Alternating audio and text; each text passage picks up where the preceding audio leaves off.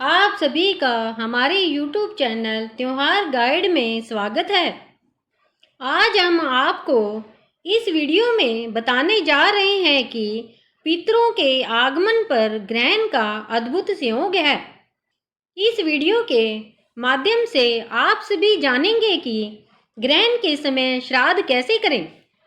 चातुर्मास के पावन अवसर पर जब भगवान विष्णु योग निद्रा में रहते हैं, तब धरती पर पितृपक्ष का विशेष काल आरंभ होता है।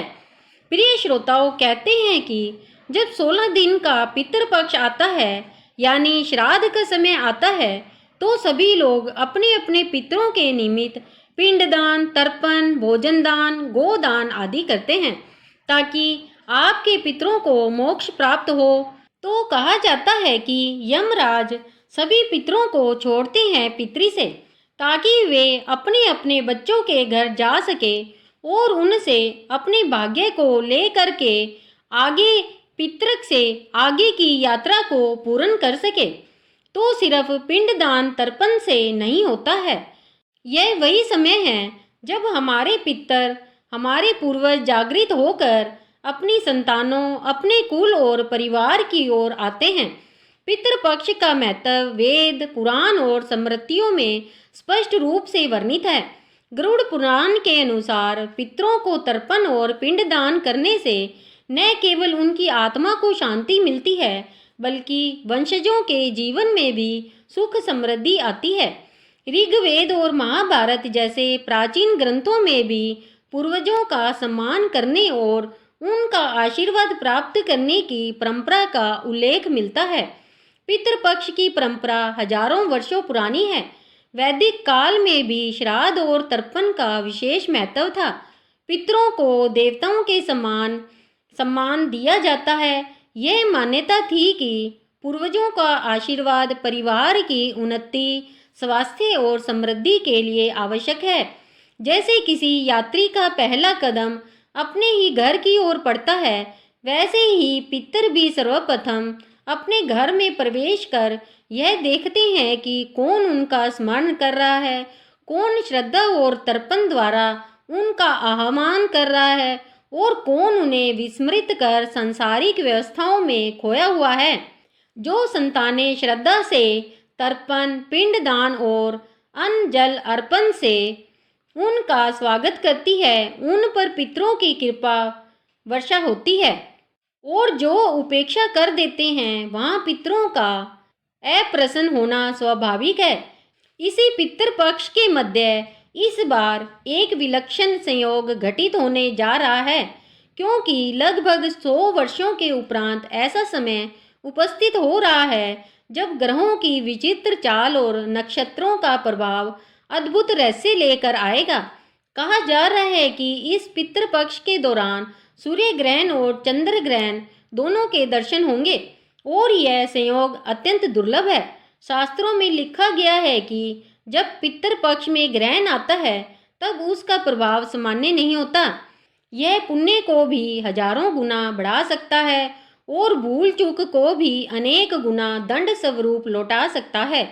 इसलिए इस विशेष पितृपक्ष में जब पितर धरती पर विचरण कर रहे होंगे और सूर्य चंद्रमा की छाया से आकाश आच्छादित होगा, तब श्रद्धा और भक्ति से किया गया प्रत्येक कार्य असाधारण फल देने वाला सिद्ध होगा। किंतु यह अद्भुत ग्रहण किस तिथि और किस समय पर घटित होगा, यह जानना बेहद आवश्यक है। पितृपक्ष केवल अन्न जल दान का समय मात्र नहीं है, बल्कि यह आत्माओं का संगम काल है। जब जब यह पखवाड़ा आता है, तो माना जाता है कि स्वर्ग, पाताल और मृत्युलोक के द्वार कुछ समय के लिए खुल जाते हैं। पितर अपने लोक से चलकर अपनी संतानों के समीप आते हैं और वे अदृश्य रूप से उनके घर आंगन में विचरण करते हैं। कितनी अद्भुत बात है कि हम उन्हें देख नहीं पाते, परंतु उनकी उपस्थिति का अनुभव अवश्य कर सकते हैं। शास्त्र कहते हैं कि यदि इस काल में घर में अकारण दीपक टिमटिमाने लगे या रसोई में रखे अन्न पर अचानक कोई हल्की छाया दिखने लगे अथवा रात के समय अनजाना सन्नाटा भारी लगने लगे, तो यह पितरों के आगमन के लक्षण है।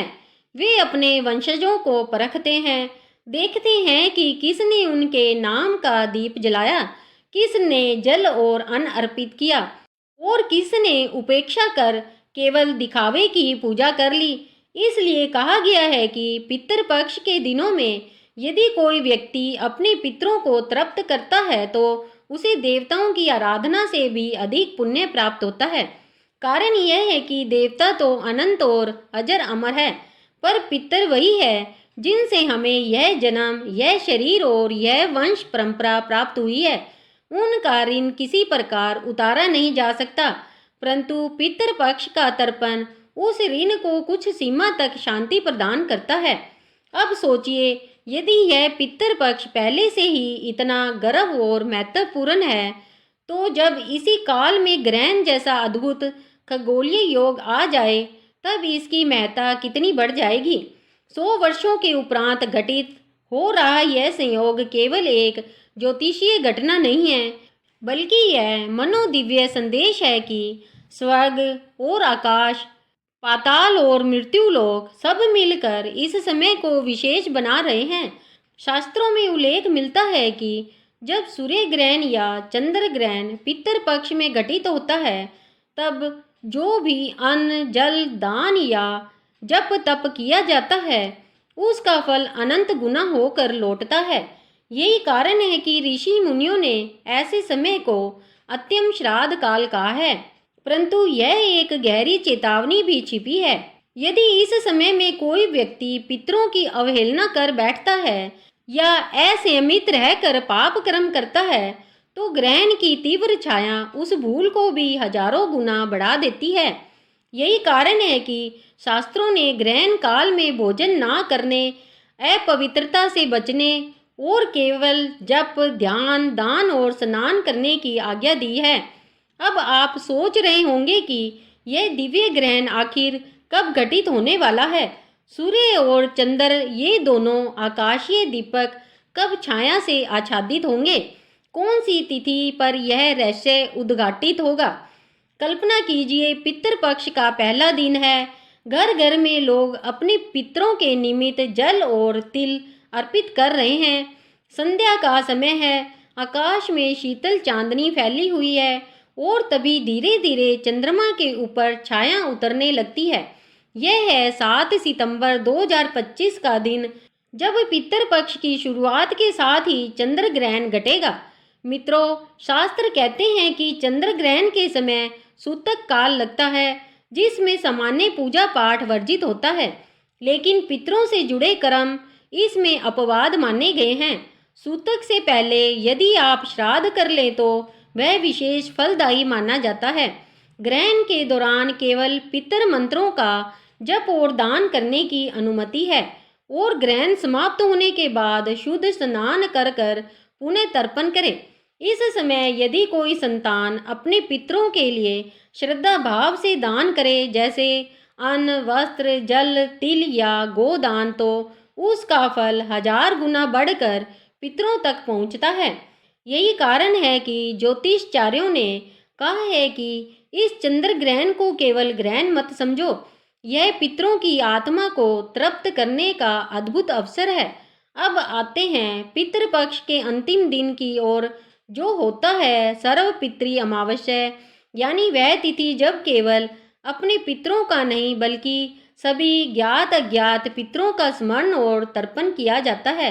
और उसी दिन 25 सितंबर 2025 को आकाश का सूर्य भी छाया से ढक जाएगा। पितृपक्ष का समापन होगा सूर्य ग्रहण के साथ। सूर्य ग्रहण के समय भी वही नियम लागू होते हैं।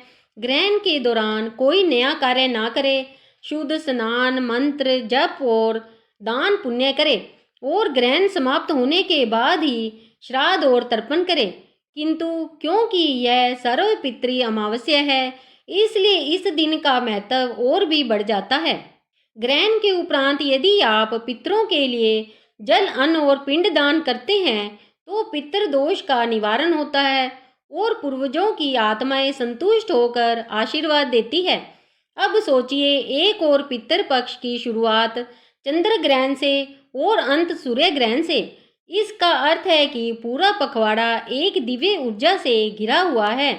जो लोग श्रद्धा से पितरों का श्राद्ध करेंगे, उनके लिए यह अवसर उनके वंशजों का मार्ग प्रशस्त करेगा, और जो उपेक्षा करेंगे उनके लिए यह पितृपक्ष और कठिनाइयां लेकर भी आ सकता है। पितृपक्ष का यह पखवाड़ा केवल कोई साधारण काल नहीं है, यह वह समय है जब अदृश्य रूप से हमारे पितर इस धरा पर उतरते हैं। जब जब कोई संतान अपने पूर्वजों को स्मरण कर कर अन्न जल अर्पित करती है, तो पितर उसी क्षण उस घर के आंगन में उस थाली के पास उस जलधारा के समीप उपस्थित होते हैं। धार्मिक मान्यताओं के अनुसार पितर अनेक रूपों में प्रकट होते हैं, ताकि वे अपने वंशजों के प्रेम और श्रद्धा को स्वीकार कर सके। सबसे पहला और प्रमुख रूप है कौवा। शास्त्रों में कौवे को पितरों का दूत कहा गया है। पितृपक्ष में जब घर की छत या आंगन में रखा भोजन कौवे द्वारा ग्रहण कर लिया जाता है, तो माना जाता है कि पितर स्वयं तृप्त हो गए हैं और संतान पर उनकी कृपा बरसी है। दूसरा संकेत है चींटियां। यदि पितृपक्ष के दिनों में घर में लाल चींटियों की संख्या अचानक बढ़ जाए और वे आटे या चीनी पर बैठ जाए, तो यह पितरों के आगमन का सूक्ष्म संकेत माना जाता है। उन्हें आटा या गुड़ खिलाना अत्यंत शुभ फलदायी होता है। तीसरा रूप है गाय और कुत्ता। गाय में समस्त देवी देवताओं का वास माना गया है और कुत्ते को यमराज का दूत कहा गया है। इसलिए पितृपक्ष में गाय और कुत्ते को भोजन कराना पितरों को तृप्त करने के समान है। शास्त्रों में यहाँ तक वर्णन है कि पितर अदृश्य रूप से स्वयं घर में प्रवेश कर यह देखते हैं कि उनके वंशज कौन उन्हें याद कर रहा है और कौन उपेक्षा कर रहा है। जो श्रद्धा भाव से श्राद्ध, तर्पण और दान करते हैं, उनके घर में सुख समृद्धि आती है। पर जो भूल जाते हैं या उपेक्षा करते हैं, उनके लिए यह काल कठिनाइयों का कारण बन सकता है। यही कारण है कि कहा गया है कि पितरों को प्रसन्न किए बिना देवता भी प्रसन्न नहीं होते। पितृपक्ष की कथा यही समाप्त नहीं होती।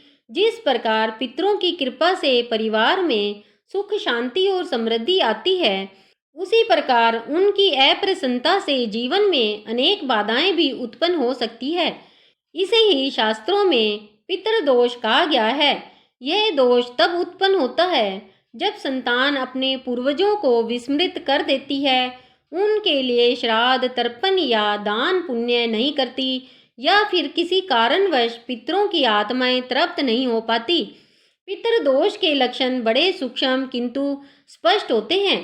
परिवार में बार बार क्लेश होना, दाम्पत्य जीवन में असंतोष रहना, संतान सुख की बाधा आना, आर्थिक संकट बार बार उत्पन्न होना, अचानक बीमारियां आना और घर के कार्यों में रुकावट पड़ना, यह सभी संकेत पितृदोष के प्रतीक माने गए हैं।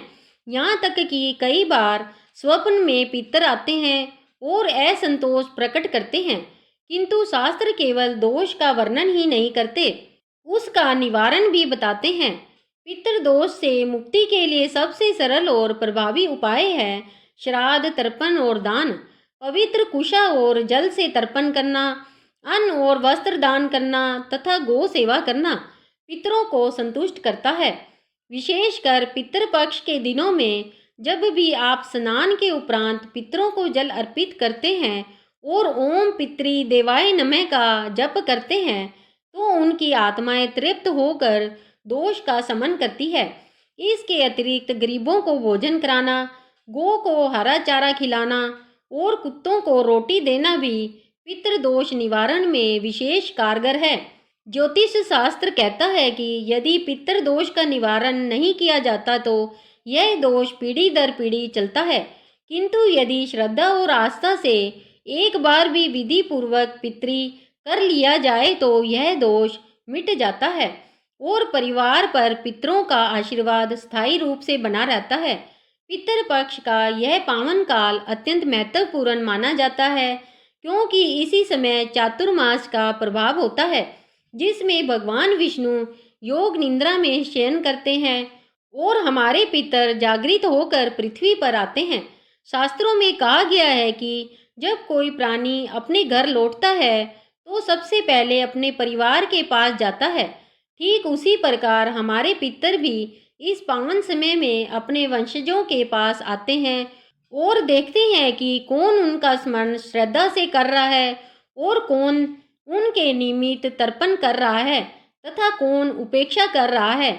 यदि पितरों को सम्मान, श्रद्धा, जलदान, पिंडदान और तर्पण प्राप्त होता है तो वे प्रसन्न होकर आशीर्वाद देते हैं, जिससे घर में सुख, शांति, समृद्धि और संतान की वृद्धि होती है। किंतु यदि उनका उचित सत्कार ना किया जाए तो वे अप्रसन्न होकर नाराज भी हो सकते हैं, जिसके कारण परिवार में बाधाएं, रोग, अशांति और आर्थिक कठिनाइयां उत्पन्न हो जाती है। अतः पितृपक्ष के दिनों में श्राद्ध, तर्पण, ब्राह्मण भोजन, गो सेवा, जल दान और दान पुण्य करना अनिवार्य बताया गया है, क्योंकि यही सच्ची श्रद्धांजलि और कर्तव्य है जो हमें अपने पितरों के प्रति निभाना चाहिए। प्रिय श्रोताओं, पितृपक्ष का यह काल केवल एक परंपरा नहीं बल्कि हमारे जीवन का वह महत्वपूर्ण अवसर है जब हम अपने पूर्वजों के प्रति अपनी कृतज्ञता व्यक्त कर सकते हैं। जैसे वृक्ष अपनी जड़ों से शक्ति प्राप्त करता है, वैसे ही हमारा जीवन भी पितरों की कृपा और आशीर्वाद से पुष्ट होता है। अतः आइए इस पावन अवसर पर श्रद्धा और भक्ति भाव से श्राद्ध, तर्पण और दान पुण्य कर कर अपने पितरों को संतुष्ट करें, ताकि वे प्रसन्न होकर हमारे जीवन को सुख, शांति और समृद्धि से परिपूर्ण करें। पितर देवों की कृपा से हमारे परिवार में सदैव आनंद और मंगलमय वातावरण बना रहे। प्रिय श्रोताओं, अपनी श्रद्धा शक्ति के अनुसार उनके निमित्त थोड़ा सा गोचारा का दान अवश्य कीजिए। गोदान कीजिए। अगर भारी पितर दोष लगा हो तो आप अपने वजन के बराबर तुला दान कर सकते हैं। प्रिय श्रोताओं, इस तरह से छोटे छोटे उपाय अवश्य करें और फिर देखिए कैसे आपके परिवार से पितर दोष दूर होता है। इस वीडियो को शेयर जरूर करें, क्योंकि हमें नहीं पता कब किसका भाग्य बदल जाए। सच्चे दिल से पितरों के निमित्त वीडियो को लाइक जरूर करें। ओम नमः शिवाय, यही प्रार्थना है। प्रेम से बोलिए जय श्री हरि विष्णु। उम्मीद है कि आपको ये वीडियो पसंद आई होगी। अगर आपको ये वीडियो पसंद आई है तो इस वीडियो को लाइक करें और अपने दोस्तों को अवश्य शेयर करें। और अगर आप हमारे चैनल पर नए हैं तो हमारे चैनल त्योहार गाइड को सब्सक्राइब कर लें, ताकि आपको आने वाले हर व्रत त्योहार की कथा मिलती रहे। इस वीडियो को अंत तक देखने के लिए धन्यवाद। सभी बोले पितर देवताओं की जय।